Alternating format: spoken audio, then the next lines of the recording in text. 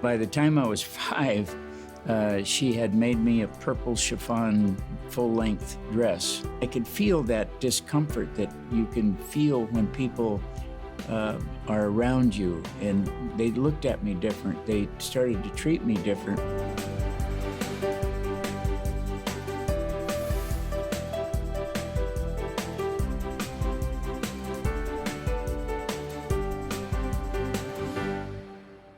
Welcome to Pure Passion. My name is Jonathan Daugherty. I'm your host for today's show. It should never be underestimated how formative the formative years are. Seeds that are planted early in childhood can take root in ways we don't understand until much later in life. These deep-seated roots often manifest inner turmoil that can rule your life. That's the story of today's guest, Walter Heyer. Starting at age 4, Walter had seeds planted that would continue to confuse him throughout his life. Get ready to hear an amazing testimony of God's grace and the power of salvation. When it all started for me, I was about 4 years old. And my grandmother was, for whatever reason, enjoyed cross-dressing me. And by the time I was 5, she had made me a purple chiffon full-length dress.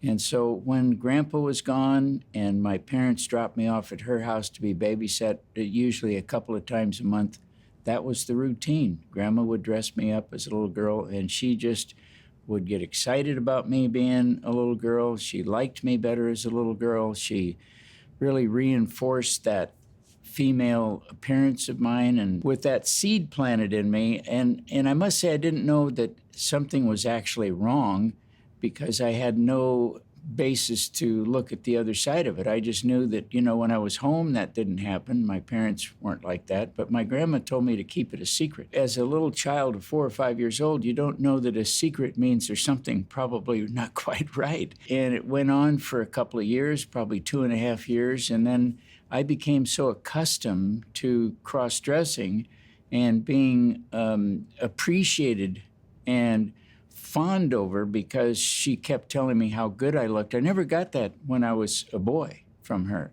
It was only when I was a girl. So, I'm sure that I enjoyed getting the affirmation.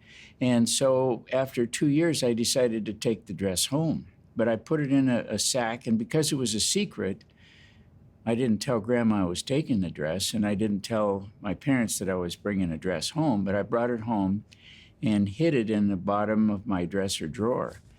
And knowing that when I had the opportunity and the house was clear, then I could put that dress on and maybe get those same feelings back that Grandma would make me feel, feeling good about who I was. And there was nothing going wrong in the home. I couldn't see anything, or there was nothing driving it. It's just that the seed had gotten planted and was watered by my grandmother about my identity, and that began this two-sided view of who I was, because when I was at home, I was just a ruffian little boy with tore-up blue jeans and scuffed-up tennis shoes, and I was a rough little kid playing in the dirt. But still inside here, I had that image. I heard those words. I wanted that same kind of affirmation and feeling from when I was a boy, from everybody, like I was getting from Grandma when I was a little girl, but I wasn't getting that. So I guess then I began that time period where I took the dress home so I could at least feel the feelings myself that I would get when I put them on. Even though I didn't have Grandma speaking to me, I could hear her voice, I think, speaking to me. So it was very powerful. And it's very transformative in terms of how you begin to see who you are, but it's also very confusing. So it was funny because I had that dress hidden in the bottom of my dresser drawer. We were having dinner one night, table was clear, Mom came out, sat across from my dad, was sitting across from my brother, was down the road. And Mom says, "So what's with the dress that you have in the drawer?" And boy, I started breaking out in a sweat. And I said, "Well, Grandma made it for me." Well, you could have set off an atom bomb at that point, And so then this big explanation about what had happened. And then my dad, you could almost see him begin to glow like a Roman candle, because he was a part-time police officer, an industrial goods salesman, not exactly a wimpy guy. He was a judo expert and all that stuff. So he was, to say the least, not too excited about what he just heard. So then I began to tell them how long this had gone on. Well, then it blew up. And so from that point on, I wasn't allowed to go to Grandma's unless both my mom and my dad were with me, and my brother. We always went as a unit. So that going over there to be babysat by her ended. And of course, then Grandma felt she was very angry with me because I outed what was supposed to be a secret.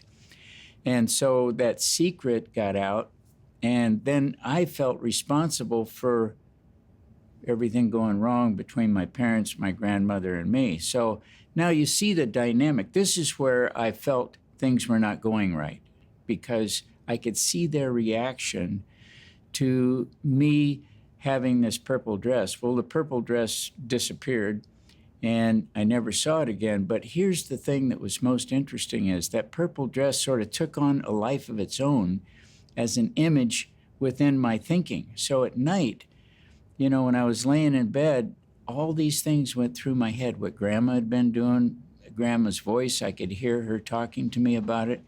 The explosion with my mom and dad, and the difficulty it caused between them, and the difficulty it was causing between my mom and her mom, and my dad and Grandma. So it was a very wild dynamic that a kid at this time, might have been 7 years old, didn't quite understand.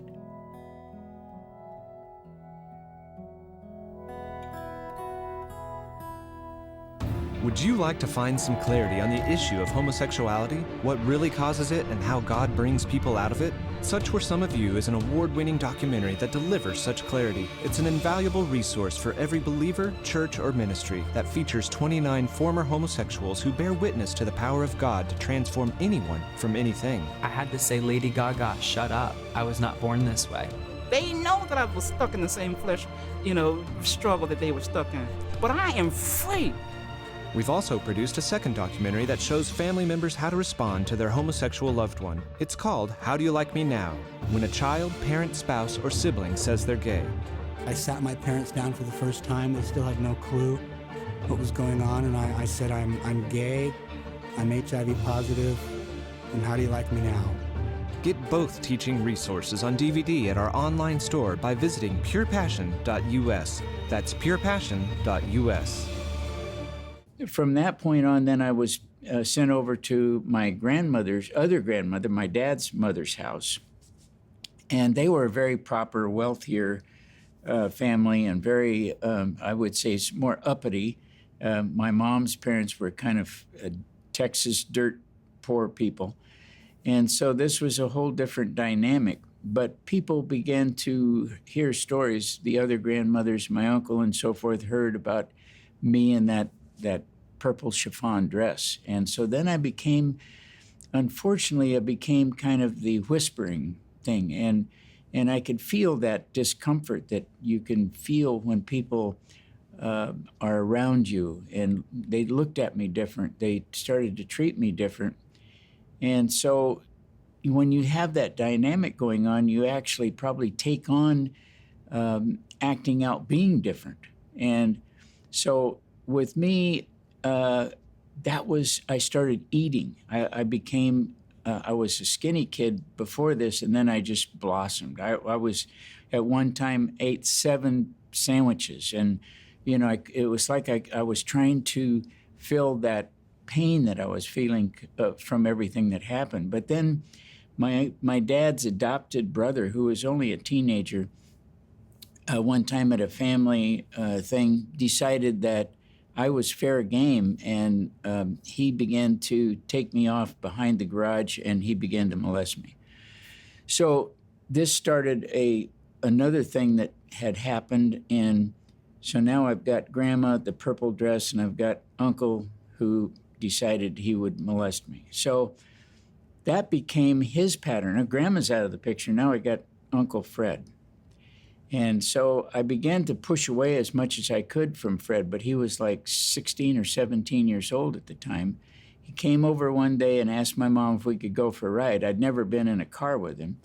And he took me up in the hills and began to try to do some things that I knew were not appropriate. And I left the car and ran down the hill, ran all the way home. When I got home, I told my mother about what Fred was doing when he took me up the hill, because she had given him permission to take me in the car and take me for a ride. And she said, "Oh, that didn't happen. You're lying," she said. This really did happen. And the thing with Grandma really happened, and the thing with Fred really happened. So now my dad decided that it was probably better for him to try to shape me a little bit better. So the discipline got much more aggressive, and he would spank me with a hardwood floor plank. He became much more stern. But I think, as I look back on it, I think he didn't know what to do with me. This was way too confusing. I mean, this is, if you can remember, this is in 1944, 1945, 1947. So we're talking about the mid-40s. So there wasn't any context for, quote, what we know today about transgenders. So he had nothing to work with. I had nothing to work with except what was happening. And so he began to discipline me quite heavily. And some of it today, if we were to analyze that, would be called abuse, because it left welts. And I got to the point to where some of the discipline was so painful. At first, I would just weep and cry and pain and fall on the floor and scream and all that stuff. But after a while, I decided the only way to defend against what he was doing was to be silent. And I took on a persona where no matter how hard he hit me, no matter what he did, I didn't flinch, I didn't move. He probably could have hit me with a sledgehammer and it wouldn't have bothered me. And that was the way that I internalized what was going on. Because now, for me as a young kid, this is becoming overwhelming, because I had no way to know what to do with all this information and what was happening to me. And I had no way to know actually what was, the term psychology or happening to my mind, and my thoughts were not anything I was aware of. It was just happening, and that's just kind of who I was. But I began to excel in everything I did then. I wanted to outdo everybody. I wanted to run faster. I wanted to hit harder. I wanted to do everything much more aggressive than everybody. It was my way probably of dealing with the deep pain that I was feeling. By the time I was in my teens and going to school, I got into theater arts in school, and I became quite good at theater arts. I was in some plays. I won some contests for speaking Hamlet soliloquies and things of that nature that were very interesting to me. But I was also very successful at running track, and eventually was good as a kicker on the football team. So I had this very split persona, but most of it was up here in my head. The female inside me was silent in terms of visibility, but lived mightily in my head. The little boy had grown up to be, working very hard on track and running track and winning medals and stuff in track. I had this going for me, but I had also really big struggles in school as far as academia. I had this stuff going on in my head all the time, and I wasn't good at school. It wasn't that I wasn't bright. It was that I couldn't concentrate. There was just too much stuff in my head. Everything was confusing. I mean, I actually began to have all these thoughts about who am I? Am I really a girl? Am I a boy? Why was Fred abusing me? Why was Dad hitting me? Why did Grant, these thoughts just they were like, I called it the radio in my head that played this stuff over and over again, and I couldn't turn it off. There was no off switch. My grandfather, my dad's dad, was a pastor at one time. Our relationship with church was my mom and dad took my brother and I to church and dropped us off at church, and they went home until church was over, picked us up and brought us home. That was that was church. I didn't have a relationship with God. I had never gone that far with it. And so later on, we moved and went to another church, and I was baptized, but I was still so terribly confused by who I was and so terribly damaged by the events that had happened to me.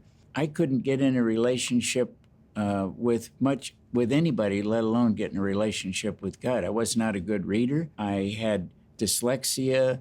I had concentration problems.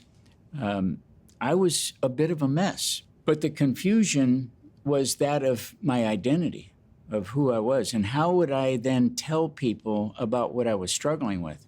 That also came into play about how I did in school, my grades, my ability to concentrate. I wanted to be able to talk to somebody, but I also knew that with what I was dealing with, trying to talk to somebody about something that I couldn't even explain myself would be very, very problematic. I didn't know what they were going to ask me. I didn't know really what to tell them. I didn't really want to come out against my uncle because by this time, he was a Marine, a drill instructor in the Marine Corps. He was a really tough guy. My dad was still a police officer. I was going up against, the men's men. And so I knew the things I was struggling with would not be received very well because of my experience with my dad wanting to try to shape me, I believed, by heavy discipline. All these things got in the way, whether it's at church. I attended church. Our family was church going by this time. By the time we moved, my parents started going to church. But I wasn't connecting with that. I mean, I went, I prayed for the Lord to take this stuff away from me, to heal me from it. I kept praying every year about that, take it away. But what I didn't understand was that I needed someone I could talk to help talk through this, that it wasn't just going to evaporate on its own. It wasn't just going to be taken away by some magical puff of smoke.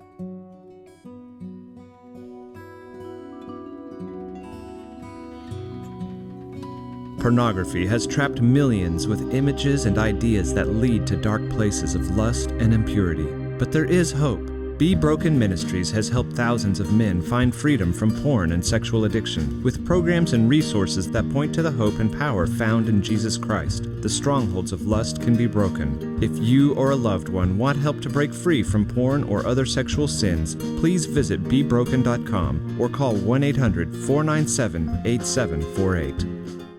Denise Schick, the founder and executive director of Help for Families, has written Transgender Confusion, a biblical-based Q&A for families. In this book, Schick explores a variety of topics including science and feelings, family questions and answers, answering theological questions, walking in truth, and Christianity and culture. This is an invaluable resource for families with transgender confusion in their midst. To get your copy of Transgender Confusion, go to www.helpforfamilies.com.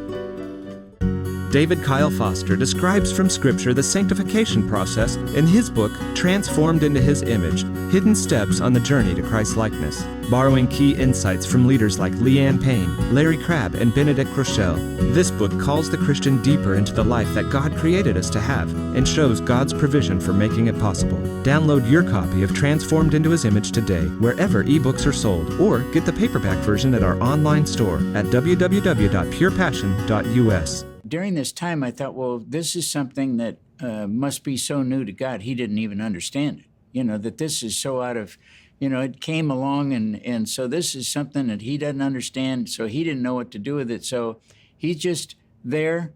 But for me, I don't know what to do with you. It's kind of like what he was saying to me is what I felt. So I with that, felt like I was on my own, that I needed to fix this myself. As I grew later in life, I joined a car club. I was into cars. I had some race cars. As I got out of school, I went to work in an automotive shop so I could continue to work on my car. Eventually, I went to City College and got a certificate for drafting so I could go to work in the aerospace industry and work on the drafting board because that was a neat job and it paid good and that was a big thing. I did that and I, over a period of time, was so good at my studies, so good at what I did. That's one of the things that was remarkable, even though I was not good with a book, which I wasn't.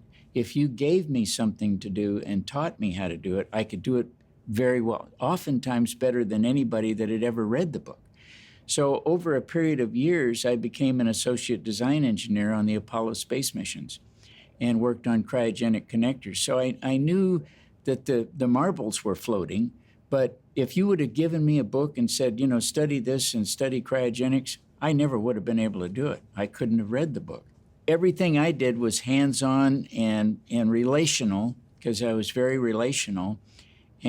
But early on, as I began to work on the Apollo space missions, I was still going to church, and I met a girl one night at the Sunday night singles group. We began to date, and within 2 years, we got married. We were doing well. We had a nice little relationship. We had a great marriage. We were going to church. I was, again, still trying to see what God could do in healing what I had. And I talked to her about the struggle I was having. And as a family, we were living in Southern California and started going to Forest Home Christian Conference Center regularly. We'd go for couples conferences and family conference. And every time we went someplace, it was really connected to the conference center and trying to connect with my relationship with Christ. I was trying to build that.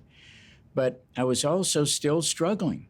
The struggles just wouldn't seem to go away. That seed that Grandma planted continued to grow, and it continued to live in my head as if it was real, as if it was alive and well on its own, even though it wasn't out here. As I began to deal with this, there were times when I would then go out cross-dressed just to relieve the stress. It was my stress reliever. Well, that wasn't enough. So then I began to use alcohol to help relieve the stress. At all the time, I'm married now with 2 kids.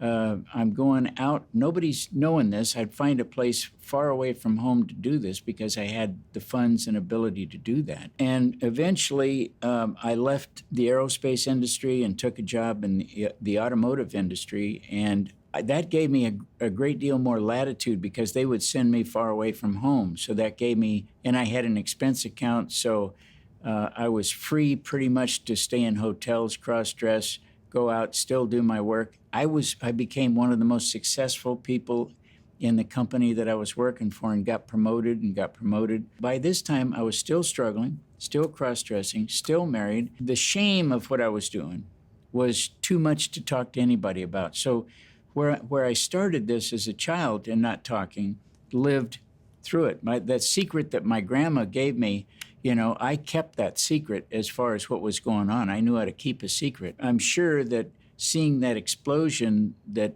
when my parents saw what happens when you let a secret out, I wasn't going to let the secret out. I wasn't going to tell anybody. So it really repressed the idea of letting it out. I continued to drink more when I was out. I continued to struggle with alcoholism. And yet, at the same time, I was moving up more and more in the ladder of success with the corporation. And by the time my kids were growing up, we're still attending church. I mean, if you looked at one side of my life, it would look absolutely perfect. White picket fence, 2 cars in the garage, everything's good. I'm making good money. The kids are healthy. Everything's good. I didn't drink around the house. I wasn't a slosh drunk at home. I did all that stuff when I was away, and I'd get that relief out of the way and then come home and be a different person. So I had this total 2 worlds that I lived in, actually 3 when you think about it, because I had the family life, I had the purple dress life, and then I had a great career that I was developing and becoming very successful at. There came a time, by the time I was 39 years old, and I started hearing about transgenders, and Christine Jorgensen was kind of the first one in the mid-50s that kind of triggered it, but I didn't look much into it. And so by the time I'm in 1981. It had been going on for 39 years. Well, actually, would have been at that time in me. I would have been struggling for about 36 years from the time my grandmother first cross-dressed me. That's a long time to keep a secret, to struggle, and to try to deal with it on your own without any psychiatric or psychological help. So I went to a specialist, the number one guy in the world, because I had the money to do it. And it was a guy who wrote the original international Harry Benjamin standards of care. He was the guy. He was the guru, knew how to diagnose the disorder. He knew what appropriate treatments to take, and he knew who should be doing the surgery if there was to be surgery and the hormone therapy. He knew it. He was the guy in San Francisco on Union Street. So I went into him and sat with him. In 45 minutes, he looked at me and he says, you've got gender dysphoria. And what you need to do is undergo gender reassignment surgery, take hormones, and just completely change and become a female. And I was kind of dumbfounded. And so I listened to it, and I said, well, can I come back and we talk more about this? So the second week I went back and I told him about my childhood. I gave him some of the information about what had happened in my childhood, more in depth about the abuse by the uncle. And he says, oh, and by the way, he says, I have your letter of approval here. You can take to the doctor and have your surgery, 2 sessions. And I said, well, that seems a bit quick to make that kind of assessment. So while he was prepared for me, he said, no, you're a candidate, perfect candidate for this. I've been doing this for years. I know what I'm talking about. And I said, okay, that's fine. Keep the letter. Let me think on it. And I waited 2 years. And during that 2 years, the pressure cooker, maybe from hearing it, maybe from grandma, maybe from the radio playing in my head, maybe from the sexual abuse, I can't begin to tell you what it all was, but there was a big mix master going on with thrown in with a little alcohol that by the time I was 42 years old, I had sat down with my wife and said, here's what's been happening. We need to divorce and I need to change genders. Well, there was the second bomb. When mom and dad's explosion, this was another one. And this was even more devastating because the kids were involved, and that kind of pain, no one should ever have to experience. It's overwhelming. There is so much important information in his story that we are carrying Walter's interview into a second episode. So join us next week to hear the rest of the story from former transsexual Walter Heyer. I'm Jonathan Daugherty for Pure Passion.